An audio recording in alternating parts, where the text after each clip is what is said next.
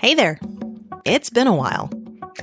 Our lives have been chaotic for the last few months, in a good way, and it required a break in recording. And just the normal family and work stuff.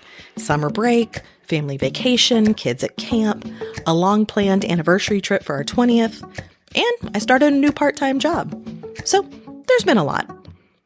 We're getting back on track, and the podcast has never been far from our thoughts. It's probably the most fun part of owning a company. So, thanks for tuning in to today's episode of Sidebar Media.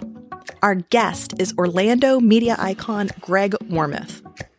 Greg has been on my television since 1986 on WFTV, and in those 37 years has covered every major Orlando event, good and bad.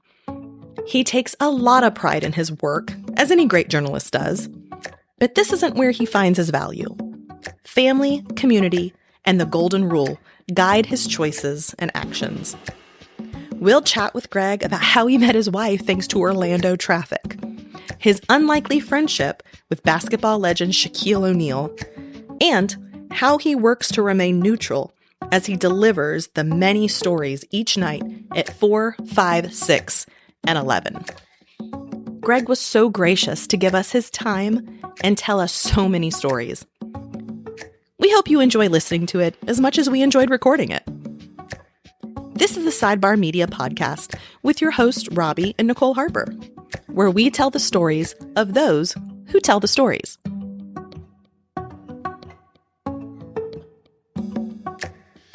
All right, Nicole, we have a very special guest today. An icon. And he is an icon. He here where we are in Central Florida, he is definitely an icon. We have the one and only Greg Warmoth from WFTV. Welcome, Greg. Oh, thank you, Robbie, and thank you, Nicole. It's good to join you. We all have our own little bedroom studios going. We do. Except that two of us are actually in the same house, but we're still in our own studios.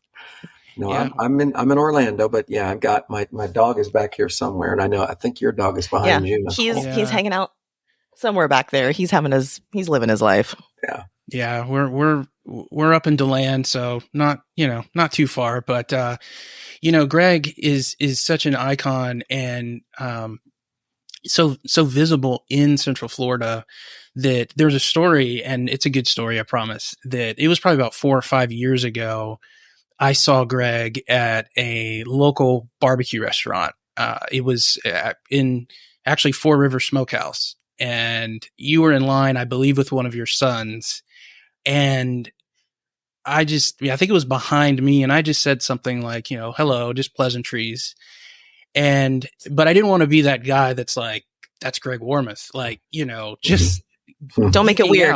Don't want to be one of those guys. But what I noticed is that people in that restaurant noticed who you were, but they didn't make a big deal out of it, because you are so ingrained into the community and just a normal person that people see. I mean, do you feel that way, Greg? I've grown up here to a degree, and that's not necessarily literally, but I was hired at Channel 9 when I was 21. I'm going to be 60 this year. 21, you were a baby. Yeah. And I got hired here in July. And so I turned 22 in September. But yeah, this is 60. I've been here a minute. And people have watched me grow. They've watched me get married. They've watched me have kids. They've watched the kids grow up to adults. And maybe, they're not waiting on every nuance of my life, but I think that consciously or subconsciously, they know this part of me, so they feel comfortable with me, and I don't want to let them down. And that's a good thing. It's good to have something that keeps people grounded. And the thing that keeps me grounded is I don't want to let people down, namely my family. And so whether that's with kindness or effort or professionalism or the way I drive or the way I treat people, I learned a long time ago that before social media, that you are a brand and you need to protect it.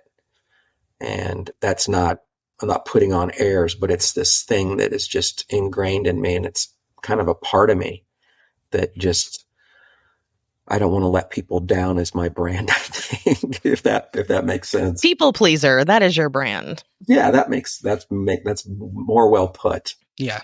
And people pleasing in a good way. Mm-hmm. For sure. So you came to Central Florida 21. What was your story before? Where did you come from before you got here? The craziest thing is that when I was in high school, my mom, she was in real estate. We grew up very humbly. She sold Avon. She did the whole thing, and then she got a real estate license. But she stopped at the post office and asked me to get out and go inside and sign up for the civil servants exam. And she said, I don't see you going to college. And this was my senior year in high school. And I said, okay. So I, played along, and I went in and got the information. And I said, what do you think about me going to Parkland Junior College, which is there in Champaign, Illinois?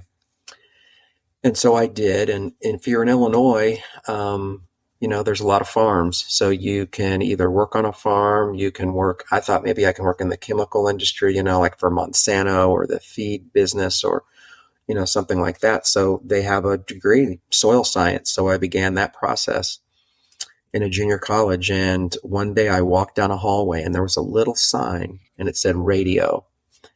And I just curiously put my head in there, and the guy's name is Dan Hughes, and he's still a good friend of mine.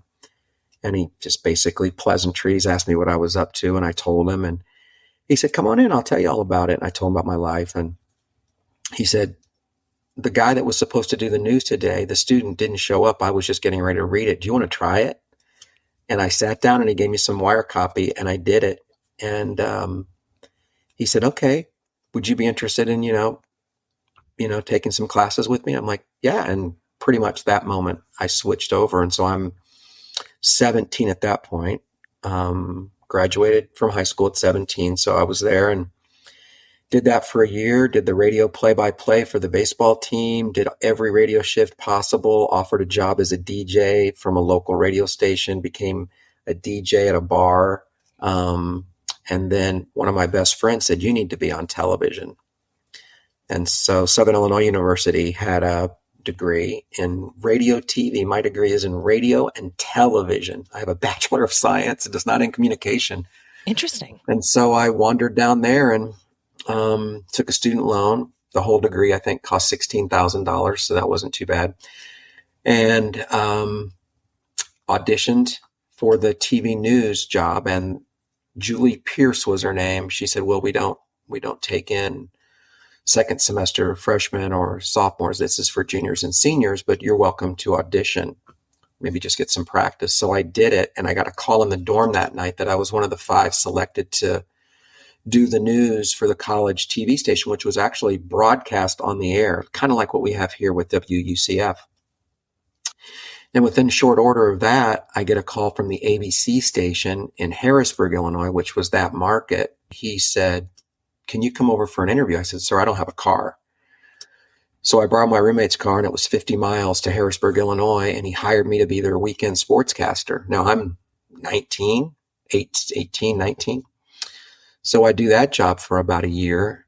I get a lime green Buick, and I drive back and forth. And then I get a call from KSTP in Minneapolis, Minnesota. And back in those days, talent agencies, they went around the country and they would record from hotel rooms talent. And then if a TV station was looking for talent, they would have some young talent or whatever they were looking for.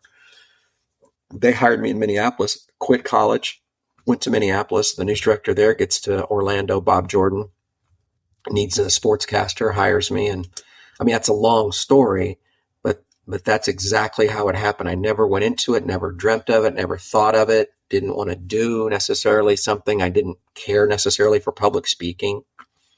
And I got here and thought I'd be here for maybe 3 years, and then I'd move on because I thought I was on the fast track to, network TV, this sort of thing, just because people had thrown so many compliments my way. Then I met my wife at a traffic light, got married, and stayed here. At a traffic light. All right, we're not gonna let you glance over that one, sir. I literally, these days girls would not. There's no way.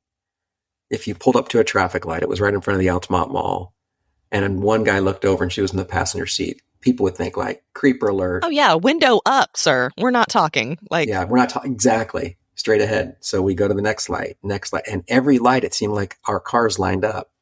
Finally, I put the window and I was like, "Where are you guys going?" And they said, "We're going to Casa Gallardo's." I get out of my car and my buddy gets out on his side, and then the two girls get out, and I said, "I'm with the blonde." And that was November 2nd, 1986. And I've been with her every single day since then. What a story. Okay, listen, I thought the story of how you got into this by just like peeking in a door that said radio was fascinating. This one's almost better. This is fascinating. And my brother toasted us. Here's the long traffic lights. And how long have y'all been married now? This will be 35.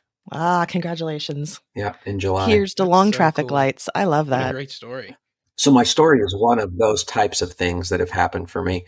Nothing, and I tell people, you always have plan A. Never have a plan B. I don't believe in plan Bs. I don't think that you can direct your life in two directions. I think you direct your life in one direction and things will come up along the way. I don't think I ever articulated that to myself until later in my life as I talk to my kids and talk to anyone who cares to listen. But I just talk about plan A. We don't do plan B because plan B will reveal itself. If you are fully prepared and you work as hard as you can at one thing, there are millions of things you can do off of that. The pivot will take care of itself. It does take care of itself. I love that. That's very true. So when you came to Orlando, you got started in sports, correct? Yeah. And then from there just kind of evolved to today. Yeah, I started in sports. My first news conference that I covered was Pat Williams announcing that he was going to try to get a basketball team. So I watched that play through. And then at the end of my 3 years, and I remember this is 86, contracts in TV are typically 3 years, or at least they were. So 3 years later is 89. There's no way I'm leaving before the team tips off its first season.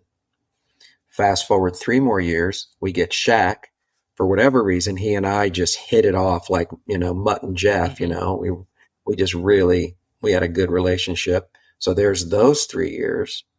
The next 3 years, he then leaves Orlando for the Lakers. Right? Oh, we remember. Yeah. So all these things were like timing out on these moments when I was going to go to another market, go something bigger, do something different. But these milestones happened. And then Channel 9's morning anchor left. So they said, let's have Greg do it. He's energetic. He's a sports guy. We'll come to him. They came to me. I was shooting hoops on the driveway with my kids when I get that call. And they said, hey, we need you to do the morning news tomorrow. I'm like, I'm not doing the news. So that's May. I never came off the anchor chair and never went back into sports. They said, no, if you want to stay here, we need you to do this. This is, you're good at this. So we just continued to do that, made the best of it. 15 years went into that. They hired a bunch of different men. There were 7 of them that came in that were hired and sat in that evening chair. They never asked me, which was fine. They thought I was good in the mornings. Vanessa Eccles said, you're a victim of your own success. Our ratings, we were at one point the number 1 rated morning show in the country. They, gave us all these platitudes and things. And so they weren't going to break that up. And then Casey Anthony trial happens. One of the new anchors that was going to replace Bob was hosting our coverage of that. And he went to a wedding for a weekend and they asked me to fill in with that. And then I had such momentum, again, never planning to become the next Bob Opsahl. But then they came to me and said, research says you're the guy. And so here we are. Never planned any of this, never thought of it, never aspired for it, never jockeyed for it, never stepped on toes for any of it, never kissed someone's behind to get any of this. Just stayed on the path of not letting people down, and it seemed to pay off. Well, now when you say Bob Opsahl, my brain immediately goes and Marlo Weech, like it's word association. So now, Bob and Marlo. Word association, Greg Warmoth, and for a very long time, your best buddy, Vanessa Eccles. Yeah. And you've recently... She shocked me when she retired. I would say you've recently lost her, not she's alive, she's doing well, but recently lost her in the anchor chair there. There's no way I could have gotten up for 15 years because I don't care what anyone says. You can try to go to bed at 6 p.m. and get up at 2 a.m. and get your 8 hours. Doesn't feel the same. You can do all these different things, but that clock doesn't work. It's just so early. But Vanessa, to have someone that consistently is there, let's not forget, during her breast cancer fight, she only missed 2 or 3 weeks of work total. So here she is. And who am I to complain about getting up early when somebody's lost their hair, going through a stage 2 or 3 breast cancer fight alone? So we talk pretty much every day. And when I say talk, I mean generally a text, a funny thing here, or a funny thing there, and check on each other. Yeah, I have a feeling she wasn't going to leave you alone. She was attached. She's family. Yeah, Vanessa is family. There's no doubt. And all my kids think of her as, Aunt Vanessa. I mean, they love her, and she remembers their birthdays and, helps them with their high school papers when they were in high school, checks their grammar. And it's beyond the friendship. And I've developed an ongoing and strong relationship now with Martha Segalski. We have, because it can't be fake. It's got to be real, and the ratings have reflected that in the history of Channel 9 television. I never thought I would feel this way, because I thought the glory days were past.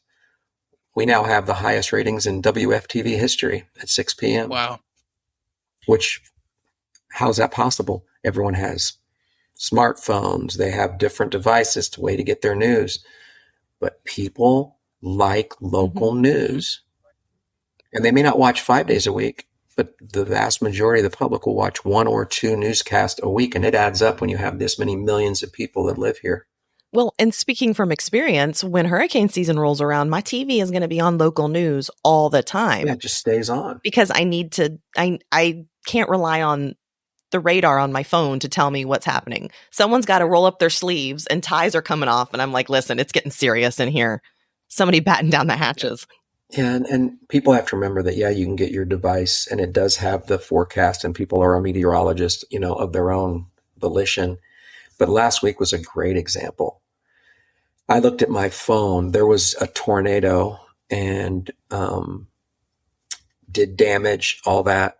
The phone shows, rain, but it's a safety issue. And so television, at the end of the day, local TV is not about fake news or any of that stuff. I mean, we are here to do a service. So that's really why I like my job, kind of going into it, is that I feel like I'm not self-important, but I think the TV station is super important for whether it's safety or information or helping the community or pointing to people's needs and the homeless and how, there's just a million things that we can do. And I think for the most part, I think that's that mission we do every day. And there's random shootings that are on there and, murders and things like that, which are upsetting. But I think overall we try to balance it. Is there a moment, Greg, in your career that just struck you, that in a humbling kind of way, that you have this responsibility to report the news and to care for the Central Florida community? I'm sure it's happened multiple times, but does something stand out where you were just extremely humbled? When certainly the hurricanes and seeing the destruction and flying, I remember Hurricane, Charlie, Francis, and Jean, we had a really good helicopter pilot, and everyone wanted to see what happened to our coastline. The bridges are closed. People don't know. And I remember sitting at Executive Airport, and Greg Beck is the guy's name. And he said, so we're sitting there, he goes, just act calm, because Channels 2 and 6 and 13's helicopter, they're all out there waiting for the moment. And he goes, we have an opening in the weather right here. So he goes, I'm going to walk out to the helicopter and in a few minutes walk out, but don't act like we're going anywhere. And we're going to thread the needle. We get up he knows that by the time they get everything together, the ceiling's going to close. And I don't know enough about it. It was safe. It was safe enough. I felt fine. So we get over the air, and this is just one example. Bob and Marty are on the air, and we just go on, and we do not stop. We just do this live helicopter tour from the minute we get up in the air. And I'm sitting up there, and they're asking questions, and I'm reporting. And thank God I know this community and this area, and I know these landmarks. So we lift off, and the whole way there, we're just taking these viewers along for this ride to see this devastation, which was unreal. This is pre-drone. This is the things nowadays, people get over there with their drones and all that. And so that was a moment. And I thought, wow, I really am the eyes and ears. We are the only ones providing these images. And then, of course, Pulse was just overwhelming. That was happening so fast in real time that I don't think I felt of myself as important, other than I wanted to make sure I had the right context and the right tone. And then probably the other one, honestly, was I knew it was super important, the Trayvon Martin murder or killing at the hands of George Zimmerman, doing that trial and knowing the verdict is coming and bracing for, having the right tone, the right messaging, all those things. I remember taking a big piece of tape, of silver duct tape, and writing on it in front of me, "It's about the law." That was just a major thing to keep reminding me that people may not like the verdict, or they might love the verdict, but just keep saying the law says this, and so that felt super important, because I felt like ignorance, or that people could be baited in one way or the other.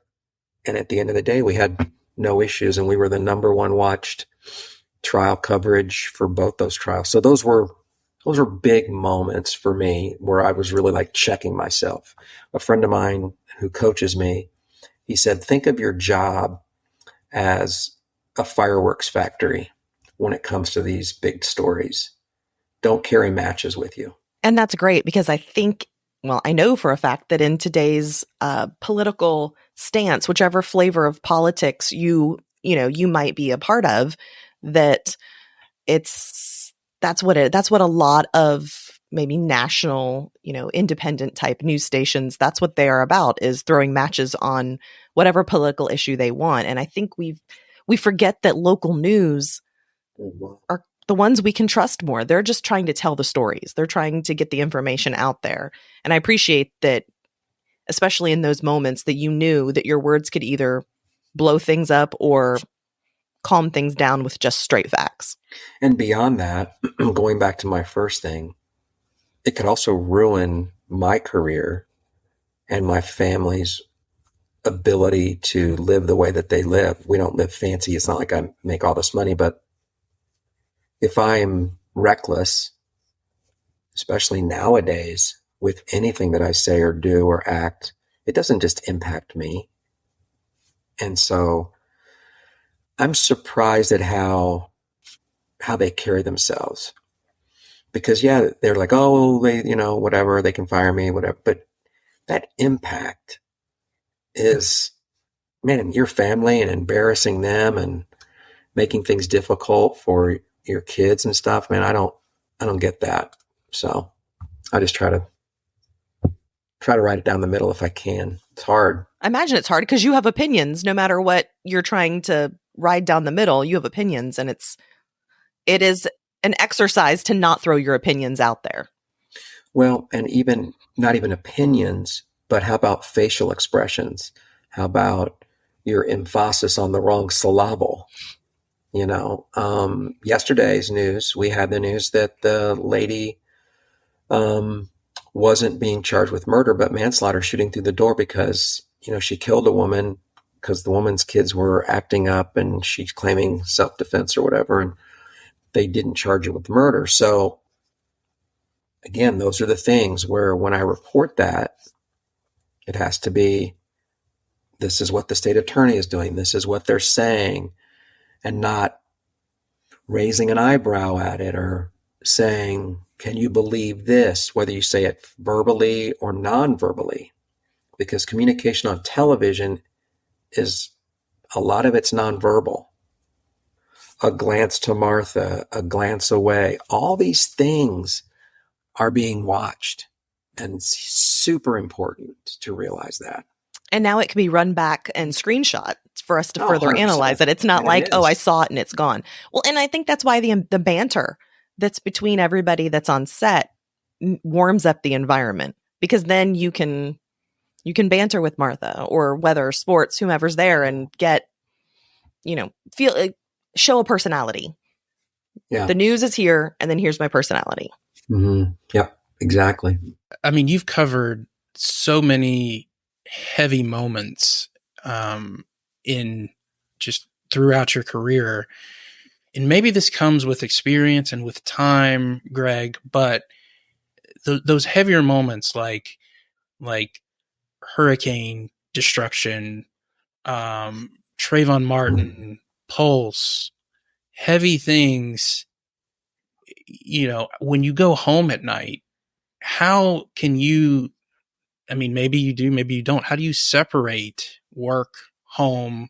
I mean, you have a family, and that with what you do, it is not something that everybody could do, obviously, but in that way, especially that sometimes that has an effect on people. Here's what I would say. You're right. But here's how I handle it. I try to count my blessings. And no one who dies on the news, that was the news story today. No one thought this is the day that I'm going to have this happen to me. No one, I read these, yesterday, horrific wrong way crash, someone's driving the wrong way in the 4-8. So all of those things could make you sad if you let them, but they can also put in perspective the fragility of life so that you can not waste your life, so that you can understand that, we're like eggs, that we have these little shells on us and we're trying not to get the eggshell broken. And as you guys care for your kids and watch over them and all of these things, the reason we are the way we are with our children is because we know. So yeah, it could weigh on you. There have been a couple of times where I'm like, whoa, that was a tough day. But most of the time, hopefully, we bring resolution, comfort, conclusion to someone. Mm-hmm. If they have a GoFundMe page, I feel better, like, okay, well, we helped that family. We got that message out. I shared that. This is a terrible time. We, instead of showing the driver's license photo that FHP, we asked the family for a prettier, a portrait of their lost loved one. Can we tell that story? And that can be misconstrued by people saying, oh, well, you're just ambulance chasing. That's not what we do. The reason we try to talk to the family is to hopefully, when we ask them, because it doesn't matter. People go, it's about ratings. Ratings do not go up and down based on an interview with some grieving widow. But if there's something that's bad that's happened, I would certainly hope if something bad happened to me that someone would knock on the door and ask my wife if there's somebody from the family that could speak on my behalf. And give you a voice. I would hope so. Yeah. I would hope so. They could talk about how much you love this or did. And so it's not people, oh, you do that for ratings. It has nothing to do with ratings. That in fact, research would show just the opposite. We don't, as a rule, if that were the case, we don't play 911 calls. They're horrific. We have all of them. Oh, wow. They add nothing. If we played them, if we put them on the internet, people will click on them and listen to them. We could do that. But what does that add? And so there's a whole lot of that goes on. We also protect people in a way from themselves if they misspeak and they're not used to being on television. If they say something about their neighbor who was shot, well, that person was always up to no good. First of all, that's your opinion. Secondly, that person's dead. So there are we have to constantly be monitoring. Well, we've covered, obviously in news, people always think it's all bad news and it's all sad news. And unfortunately, there's a lot of bad things that happen. I'm sure you have examples, if you can think of one, of something you covered was able to bring a positive change to our area. Mm-hmm. I'm sure there's plenty. It's just a matter of thinking of one. Well, we have a whole unit, Action 9, that gets action for people, and they run stories. Jeff Deal, it used to be Todd Ulrich, he's retired. But we have a unit that does that, and you see a story every night from Action 9, but there's a whole unit that is answering calls and helping people that aren't on TV. So we do so much of that. Then we have this organization, 9 Family Connection. This is the 25th year of 9 Family, and its entire sole purpose has one purpose: to help people in the community. Whether that's the digital divide, where we put computers, gently used computers, laptops in the hands of children that otherwise wouldn't have them, feeding hungry children, the food deserts. We're a huge part in that in terms of our megaphone, our TV station, getting the word out. I do my reindeer run. All that money goes to charity. These things are just out there. I would say it's our most important thing we do is help the community. The stuff that we're doing that's not on the news is incredible. These people that I work with, just helping organizations by getting their word out, spreading their message, making a phone call on their behalf. If someone's getting ripped off and they hear from Channel 9, the odds are pretty good that person's getting their money back. That's a fact. If someone's getting ripped off and we call, typically they get thousands of dollars back. If somebody's holding their money for a deposit or a roof deal or something to that effect. And we don't put those on TV. So that's happening all the time. Well, because everybody who works at Channel 9 lives in the area. So they want a better community as well. It's not like they're commuting and they're like, I don't care about Central Florida. I'm going to go back up to Gainesville at the end of the day. They live here and they want it to be a good place too. Yeah, exactly. One of those ways that you also connect with the community is that you have a weekly show on Sundays that air, Central Florida Spotlight. You connect with and you interview leaders from various sectors in education and government and business. And what makes that show so special to you? Because it seems like when you're doing it, you're very passionate about connecting with those folks. So what makes that special to you? Thank you for saying that. So that show, instead of giving somebody, if you were interviewing them, 6 seconds, I give them 6 minutes per segment. It's complete context to everything that we talk about. But people want to come on. This week I have Sheriff Mina. We recorded it yesterday, talking about this permitless carry, this huge thing that's going to happen in Florida that's pretty freaky if you stop and think about it. People without a permit can conceal their weapon and walk the streets, which is, I guess it's fine. We'll see what happens. But he came on and wanted to come talk about it. So through time, people have wanted to come on. It's very rare that we get a no. We had the governor on, we've had Biden on, Trump was supposed to be on back when he was running. There was some issues that didn't happen. There's some credibility there. It's not that you're just sitting there reading the teleprompter. I look forward to it. Again, I was asked to do it. If you Google Greg Warmoth in Central Florida Spotlight, it says, temporarily, Greg will be doing Central Florida Spotlight. Temporarily for how many years? Yeah. This is my, I think, 11th year of doing it. Yeah, I don't know. It's everything that is attached to my name at some point has said temporarily or interim. That's actually really funny. It is. It's 100% fact. No one wants you to feel comfortable. No, they can't let me feel comfortable. Keep you on your toes. No, keep me on my toes. So as an anchor, you're currently anchoring 4, 5, and 6? 10 and 11 too. 10. Okay. So 10 and 11.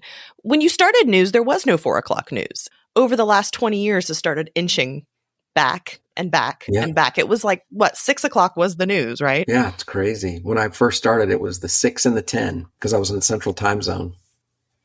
Now it's 4, 5, 6, 10, 11, plus reporters are required to do their story for the internet. So then there's the kind of the newspaper version of the story with all the quotes and the verbatims and all of that. Then video things we're feeding in. There's some people that do podcast type things as well. So yeah, it's a different animal. When they first started the 4, Nicole, we were like, oh my God, how are we going to get this work done? There's no way. There's not enough time in the day. And now there's been discussion, and I wouldn't be surprised if in the next 12 months we're doing a 3:00 news. Holy Moses. Yeah, because there are cities in the country that are finding success with that. I mean, if you think about it, look at what you've got: GMA 3, you've got Today 3, and it's funny because they'll tell you they don't, but they do. People like folks on their TV in the background talking in real time about real things.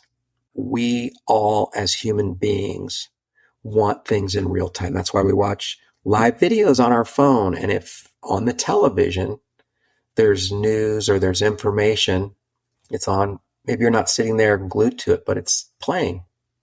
And so I think that what you'll see is not less news. I think you'll see more.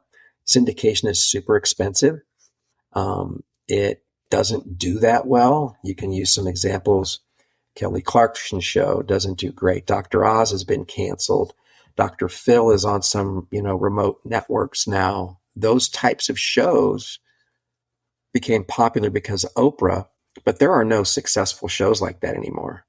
It is hard to do those shows, those fun cooking type shows, and have guests on that are just actors. And so news, people like news and information, kind of what you need to know.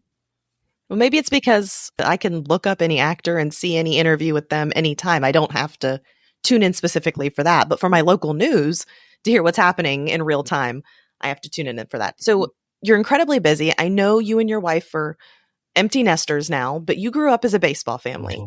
With your schedule, how did you balance, or maybe not balance, teeter-totter, those crazy baseball schedules with work and family and personal life? Yeah, it's tough. I mean, I used to be the freshman baseball coach at Lake Brantley High School while I was doing the morning news. Wow. My kids didn't play for me, but they asked me to do it. And freshmen went last. So we finished practice at 9 p.m. Then I had to turn the lights out, get the field raked, put things away, lock up. And so I would get home 10:30, 11 o'clock, after all that's done, and do that 5 days a week, coach on the weekends. I didn't know any different. The first time I started coaching was my wife called and said, for Tyler to play, he's my middle son.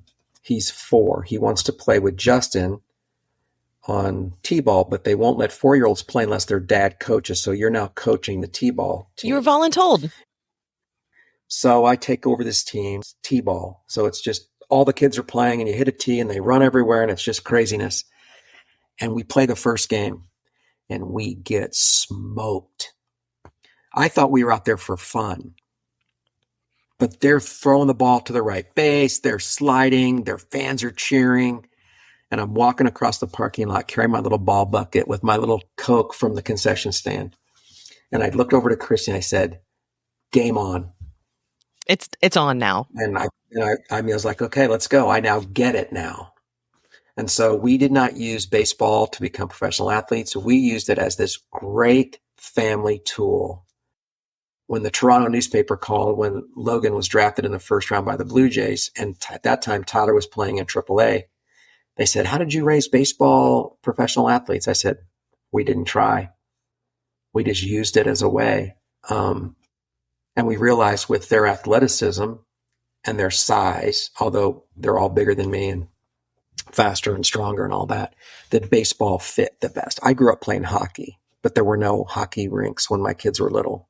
And so I had played baseball in high school and, growing up, but it was just the perfect sport in Florida. It was year round, and that's the one thing I'll say about professional athletes. There are no accidents. They didn't get there on their own. They have had someone, and you didn't ask this question, but I'll give you just a quick analogy. You take a piece of yarn and put it on the table and push it, the yarn bunches up.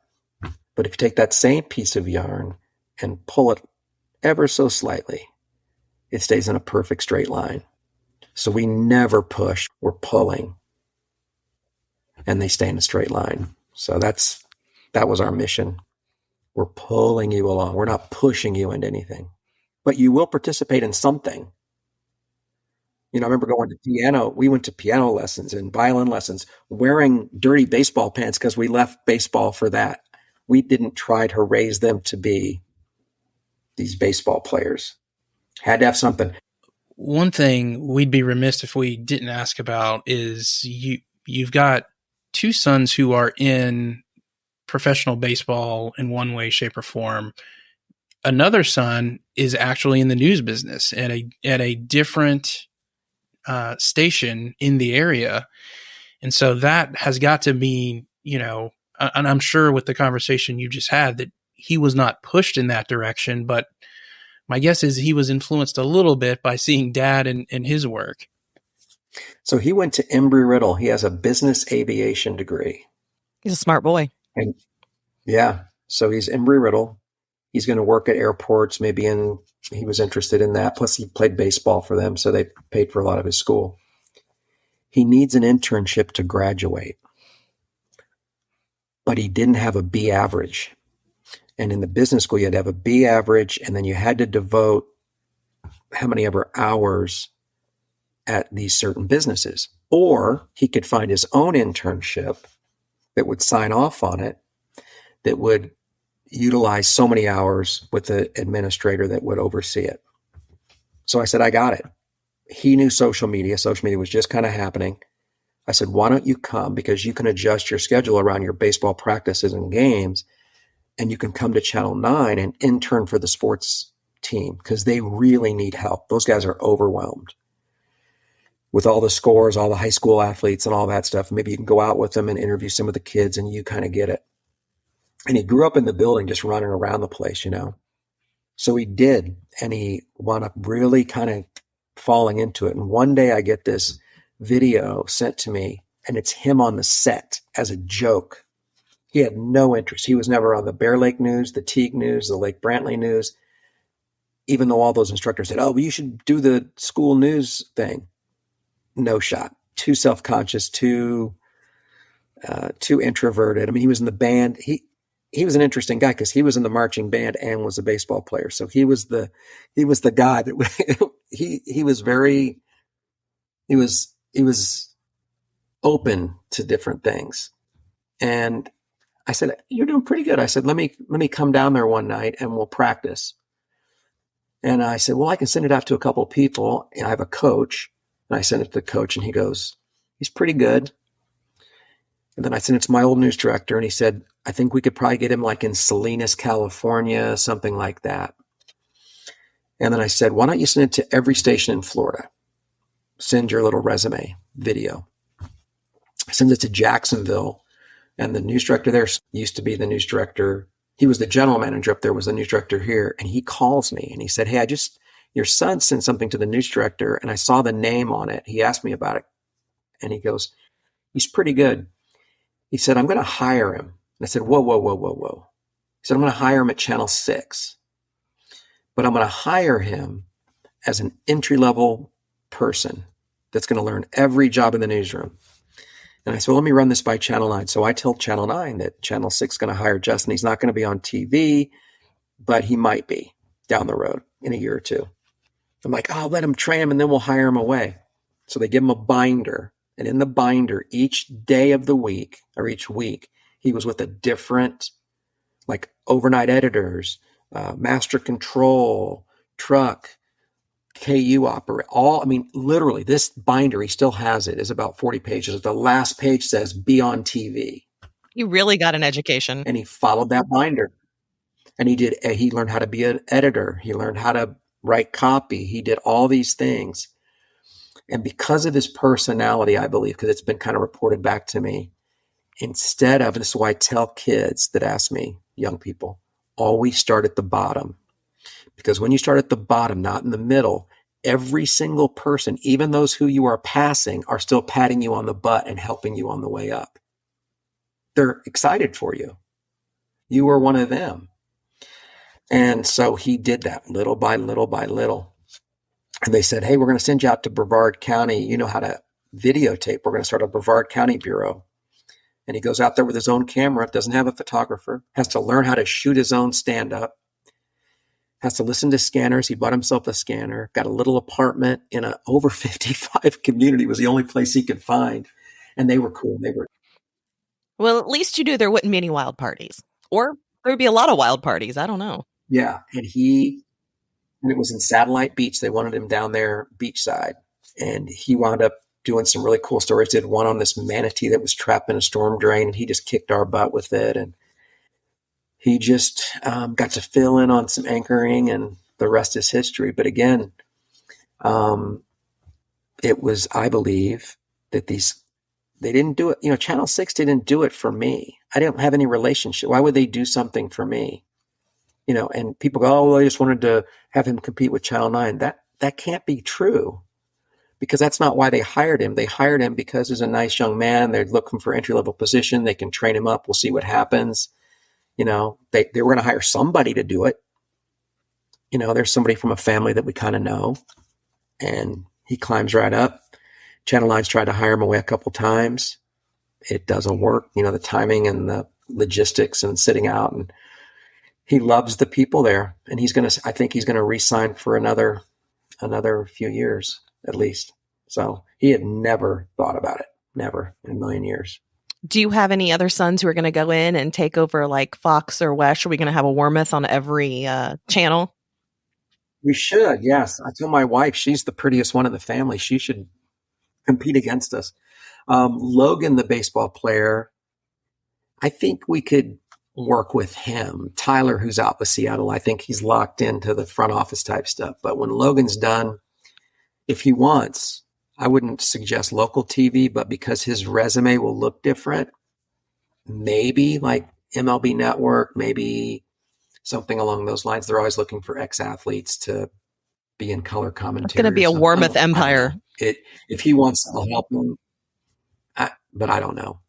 Mm-hmm. They gotta. If they need my help and they ask, I'll help them.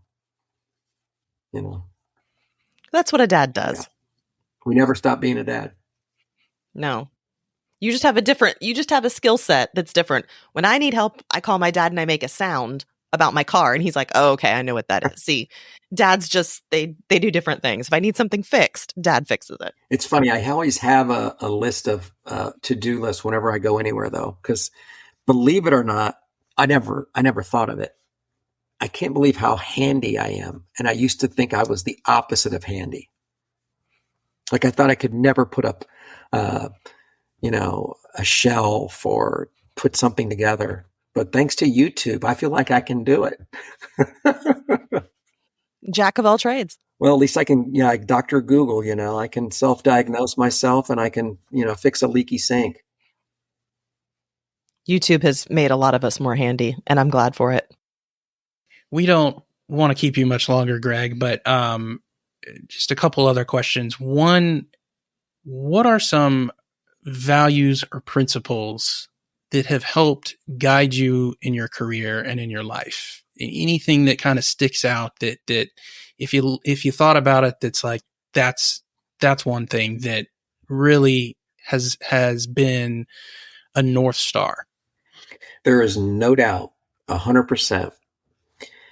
The treat others like you would want to be treated. And I'll give you the best example of that because it's changed my career. It's who people see me as.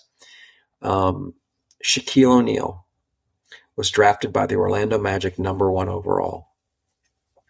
Everyone said he's not going to agree to that. He's going to want to go to the Lakers right away. And if you remember, he would never say, I'm excited about being on the Magic. He would just say, I just want to play basketball. So this is pre-TSA days. And I have a friend in the travel industry, and she would find out where he was going and would book me on a flight, and I would be there when he landed. You didn't have to go through TSA. You could stand there when he came off the thing. And I would stand there with a camera, whether it was San Antonio, Chicago, Dallas, 3 or 4 different cities. And he knew me from the press conference and knew me from the drafts and all of that. and I would come up to him and say, "Hey, Shaq, you're in Chicago today with Reebok and you're here for the NBA draft combine, whatever. People in Orlando, they're excited. Are you excited? Me, Greg, I just want to play. I just want to play." So I would be very kind every time, not with any ulterior motive. I really didn't. I mean, first of all, he's a very imposing figure. And these stories that I'm telling you are easily documented. These are all over, our website, and these videos exist of me and this giant man walking through these airports. And I started to clip articles out of the newspaper and send VHS videos and clips to his dad and mom, who I had met in San Antonio. And I asked them, I said, "Hey, is it possible I can come to San Antonio and interview you all about how Shaq was raised on the military base?" And they said, "Yeah." So I go out there. I do a story on him. He's not there, but I talk to his parents, talk to his friends, talk to his basketball coach, send the clips back to them. Fast forward, I'm still pestering him at every turn. He still won't say he wants to play for the Magic. But I continue this relationship with his parents and with him and just being kind. He finally agrees to sign with the Magic. We're standing there, Pat Clark and I, and we toss to the news conference. And prior to this, I thought, this relationship, this guy hates me. There's no shot if he signs, we'll have any relationship at all. Stands up in front of everybody, ESPN 269, all the TV stations, live, Shaquille O'Neal signing with the Magic, and he says these words: "I want to thank the Orlando Magic. I want to thank my family, and I want to thank the media. Where's my main man, Greg?" That then became a commercial. "Where's my main man, Greg? He's on Channel 9 Sports," whatever. From that point forward, that day he even got in my car and drove to Channel 9. There were roses on the desk for somebody. He gave one to all of there were somebody else's roses, gave one to Vanessa. And at every turn, I wound up going out to the Hollywood set with him, going to these rap things when he was doing the rap. I mean, it was when he left for the Lakers, he told me, all these things. And one day we were talking about it, and he said, "It's because of how hard you worked and how you had such character." It was articulated through this conversation. And these opportunities with him, they're all over my Facebook page. You can see me riding jet skis with him, doing all these crazy things. I mean, he was the biggest celebrity. Forget movie stars. Shaq was the biggest celebrity in the country at this time. And I was the one in the entire world that had access to him at any time. So Vanessa retires. I'll fast forward to today, Shaq. And I texted him. I said, "Hey, Shaq, my buddy Vanessa, she's my anchor. She's retiring. Can you do a video?" And he sends me the funniest video. And at the end of the video, he goes something to the effect. He goes, "Vanessa, if you buy a TV station, I'll help you." He goes, "as long as you don't hire Greg." So he does all these things. And even with my kids, like Justin has interviewed him before and others. And he's just, it all goes back to, I thought the guy was going to hate me because I was just always there. And I wasn't always there because I thought these things were going to come back. I was there for our viewers. Orlando wants to know, are you coming to Orlando? And it's funny. I mean, it's chronicled in books. There's plenty of, it's crazy. And even when the Magic thought they were losing and they were calling me and asking, I was like, here's what I know. I mean, there were people that held up signs at the arena that said, "Shaq, take Greg with you. We hate him." People really hated. They thought I was in on it, which I wasn't. Yeah, we were not happy about Shaq leaving. I remember him being like burned in effigy. And now, of course, he's come back as like this, this uncle that everybody missed. Yeah. And he admits that he wished he would have stayed. He felt, he was manipulated. He wound up firing his agent and, he let others speak for him. I'm on the fact that Shaq got in your car. I'm picturing this giant man. I had a little bitty Pontiac Sunbird and he got in it with me sitting above it like a clown car. I'm telling you, these things, these videos and this fun with him, and time goes by so fast. That's the That's the takeaway with looking back on that.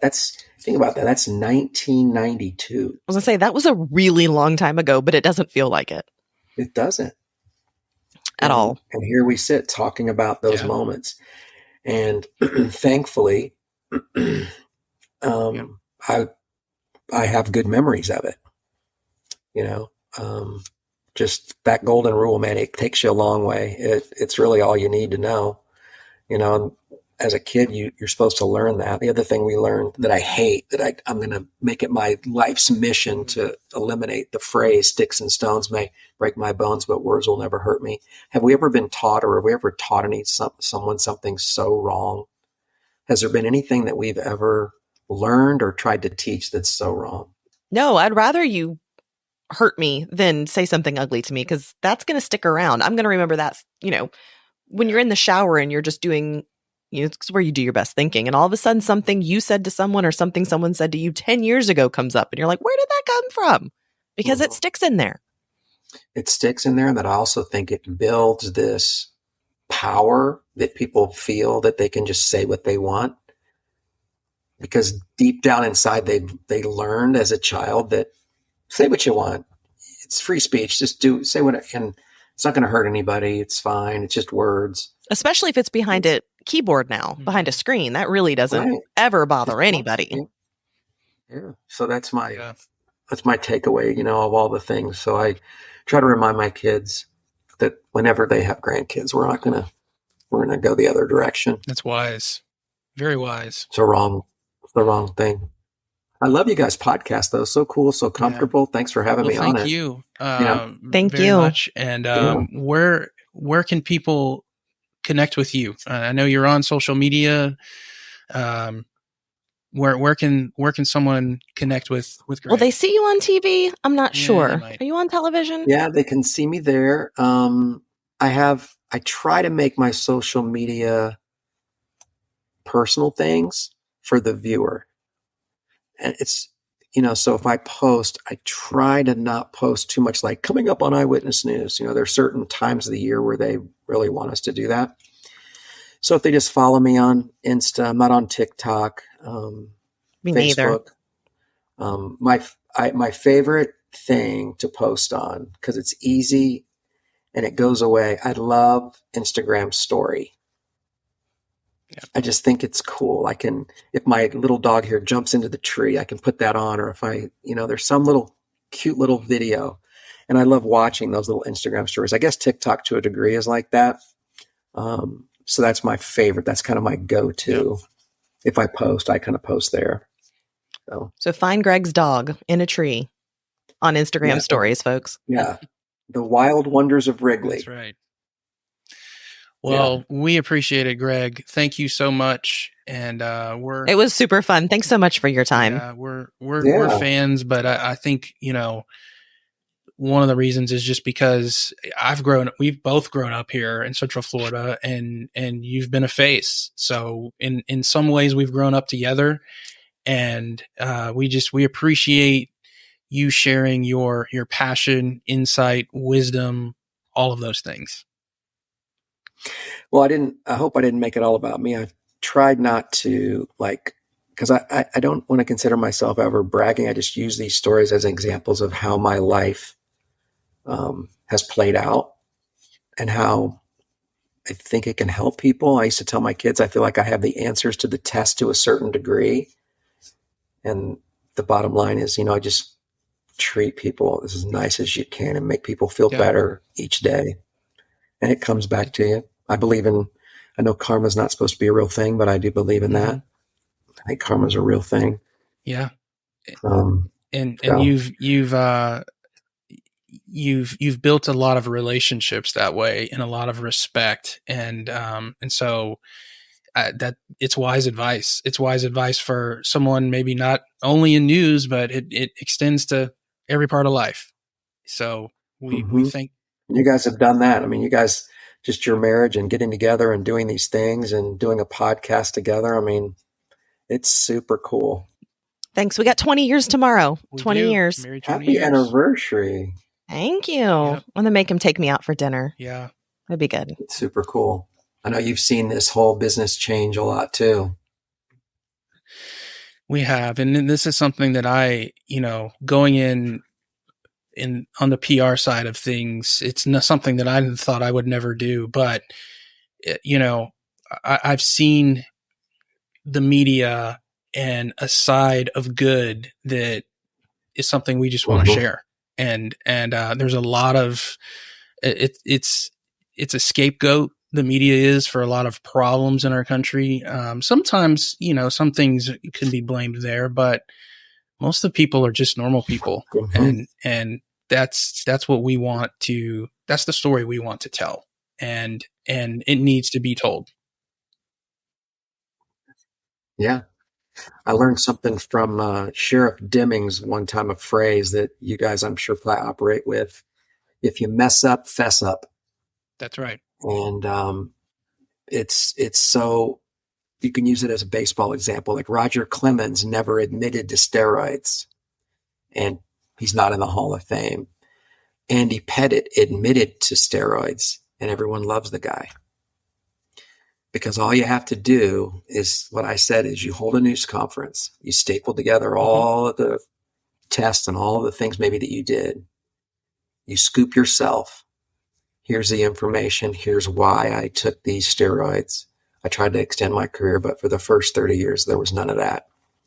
And I did it for, I thought, the right reasons, and I didn't. And I'm here to apologize. He's in the Hall of Fame. He's the guy if he does that. People like a comeback story. They love it. If you mess up, fess up. And lay it out and scoop the media. Never let the media scoop you. And that's straight from a media guy. Right. And you like that one. Scoop them. Yeah, that's great. And people are, I think true leadership happens in vulnerability. 100%. And being transparent. So, that's something that is lost a lot. And, it's something that we try to show with, our kids and business and church and all the other facets of life that we're a part of. So, just being real with people and it goes a long way. And you're doing that as well. And Greg has to go get real with people because he's got to go get himself TV beautiful. Yeah. Got to get doctored up. That's right. It takes a lot to get this. To maintain that look. All right, you guys. Thank you so much, Greg. Right. Take care. Blessed, and we appreciate y'all. Thanks for inviting me to be on your show. Thank you for joining us on today's episode of the Sidebar Media Podcast, brought to you by Blue Bridge PR. If you would, please like and subscribe and check out some more information about today's guest. We'll see you next time.